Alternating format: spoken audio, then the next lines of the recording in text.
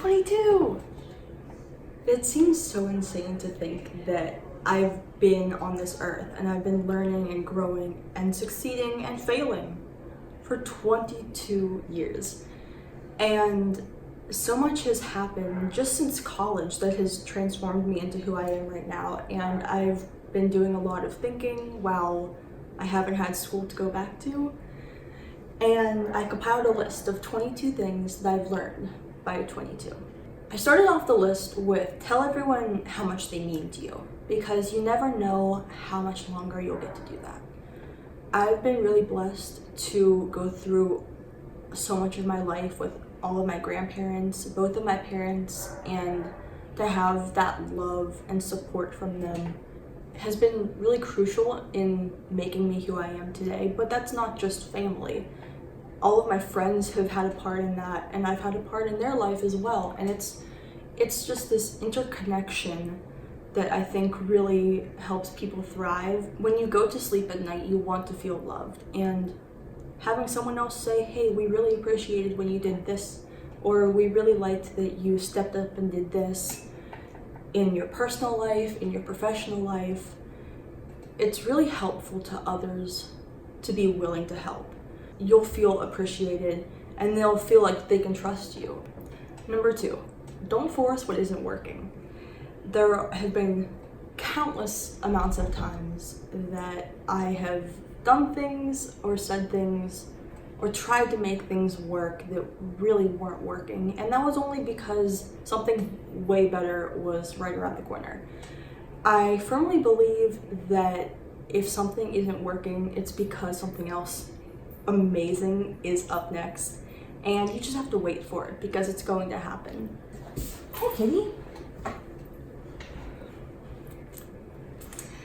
Number 3, a clean room is a peaceful mind. I've not always been the best at this because I'm so busy and I sometimes just let my room, I don't want to say fall apart, but it does. I mean, when you're busy and when you prioritize things other than your sanity, you don't realize what is going wrong until you lay down to sleep at night and you're laying on a pile of clothes that haven't been folded. You can't even find your shoes. Number 4, journal. I love writing, and I always have. And I think that journaling is a great way to put your thoughts on paper. It's a great way to figure out how you're feeling about something. I also use it if I can't go to sleep. I'll break down every single thing that's keeping me up. So if I had a really busy day at school, in classes, I could say, I have this exam then, this exam then, this homework due, this homework due, this extracurricular due. And it eases my mind so I'm able to sleep better. 5, exercise a couple times a week. I used to play soccer and tennis, and I ran a little bit of track, and I was always exercising. And then when I got to college and college life kind of kicked in, I went full throttle into that. I kind of didn't exercise as much as I should have. And what I also realized about myself in 22 years is that one of my coping mechanisms is exercise. So if I'm stressed, running helps. If I'm angry, running helps. If I'm sad, running helps. If I'm happy, running helps. Running and exercising is a way, and has always been a way for me to get my mind back on the right track. Number 6, Starbucks is way overpriced. My mom and dad call it $6 because that's how much it takes to get a regular amount of coffee. But when I drink out of this, it's way cheaper to go to somewhere like Dunkin' Donuts or a local coffee shop because they'll fill this entire thing up for the price of a large. What I've also found is that local coffee shops are a great place to hang out, to do homework, to read by yourself, to just enjoy life. Oh, and people watching. Fantastic. A fantastic place to do all of those things. And it's way cheaper than a more commercialized brand name like Starbucks.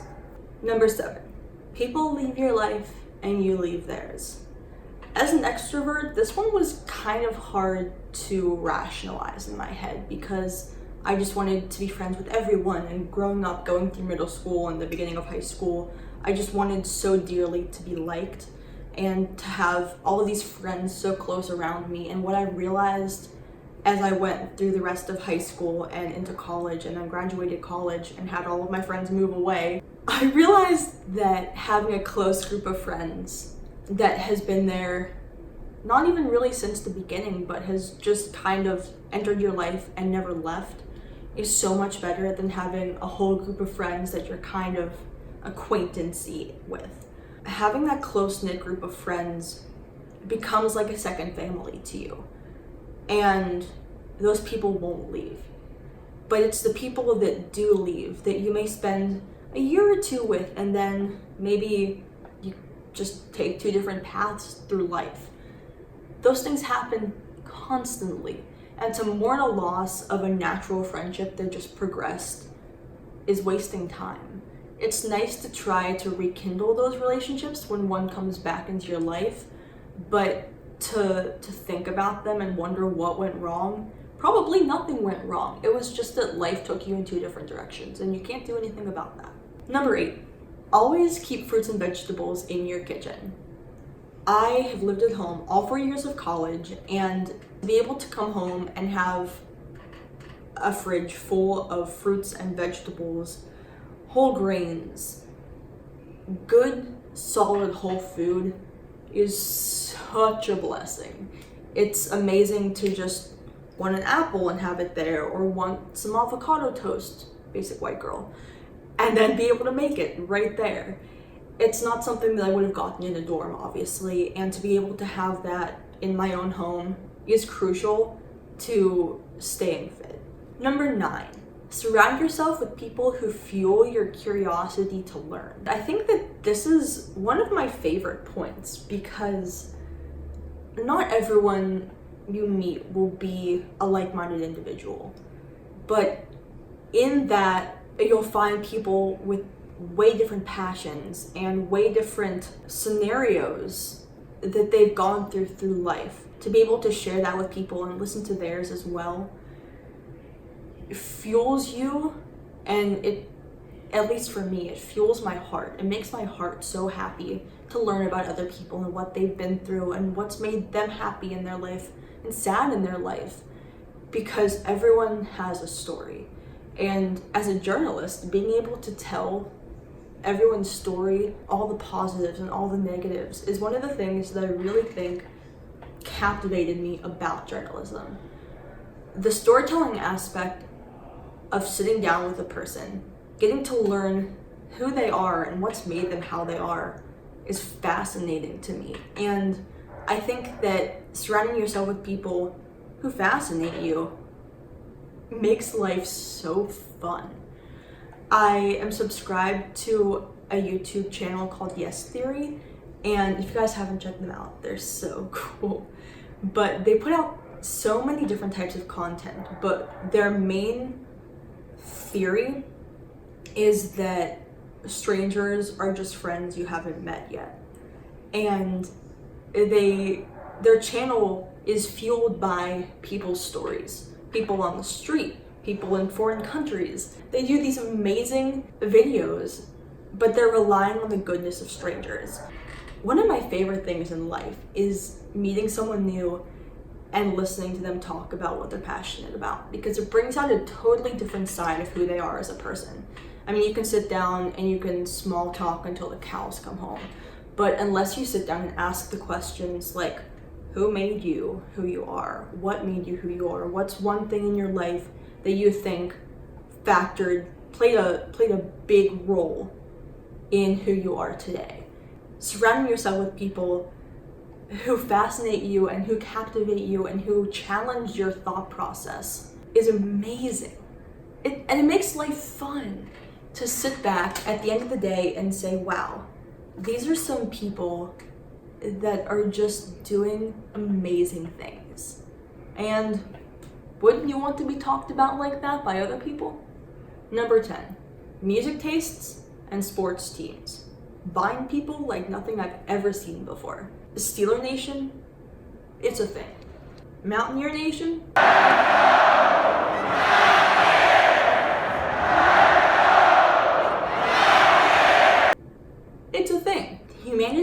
so diverse that having two things that are able to bring people together on such a large scale.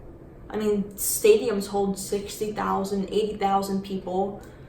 Arenas for concerts hold thousands of people. And all those people are there with the same intentions. So look around the next time you're at a concert and make friends with the people in front of and behind you. I was just at a Dierks Bentley concert, and by the end of the concert, the people behind us were like dancing it up with us. We were having a great time. We never would have met them had we not had the same taste in music. It's insane how people's paths cross. Number 11. Sometimes you just have to face your fear and fly across the Atlantic Ocean. I did a study abroad trip in Greece over my last spring break of college, and we were there for, I think, 11 days. We were all over the Peloponnese learning about Greek culture and Greek history. A lot of Greek food. But there were 8 of us on this trip, plus our professor. And because the class that we were taking was not required for any of our majors, it was a 1-credit class in Greek culture. And it attracted, because it wasn't major specific, a wide array of people. These 8 that came on the trip were so diverse in their interests. We had engineers, we had a vet, we had me, we had a political science major. I mean, there were so many different interests all at play, and we were all flying across the ocean to get to Greece for 11 days. And they became some really good friends. But had I not said, hey, I want to do a study abroad, I want to go to Greece, it's on my bucket list, and studying abroad is on my college bucket list. If I hadn't have taken the plunge and done that, I would still be wanting to go to Greece. Being able to see a different country and how it functions is so cool. But had I not faced my fear, I wouldn't have had any of those experiences. I mean, I danced on a table in Greece. What the heck was that? But I ate so much good food, I toured so many museums, I saw so many things that I'd only seen in history books. And I was there, I was touching them. I was immersed in the culture. And had I not said, yes, I want to do a study abroad, I want to go all the way to Greece, I would never have had those experiences, and that's amazing. You may be able to hear throughout this video, but there are 5 dogs on the floor below me. They're very loud, they're all golden retrievers, and that leads me to my next point. Number 12. Laying on the ground with a dog, just going, I'm here. And having the dog jump on you and just petting it. Laying in the grass is also a plus. But being able to love up on that dog is so comforting. And they're as happy to see you, if not more so, than you are to see them. And it's just like mutual admiration. I love that. Number 13 is don't be an alienating personality. I strive to be as kind to everyone as I possibly can because I've had so many alienating personalities come in and out of my life that I've realized that I don't want to be like that. And what I mean by alienating is that you just do things and say things to grind people's gears, to get on their nerves, and you end up losing friends and losing relationships because of it. Don't be like that. Strive to be as kind as you can because you never know what people are going through. What you bestow on other people will be bestowed on you. And why wouldn't you want that to be kindness? Number 14. All right, so as a college graduate, I think that I can firmly state this: Fireball is disgusting. All right, moving on. Number 15. Being blessed with a loving family is such a gift. To have 2 of the most loving individuals to raise me, I can't express how blessed I feel every single day that I have them around. I've become the best mixture of the two of them because they've loved me so fiercely. It's amazing to have people in your life who live right downstairs who love me so much. It's such a blessing.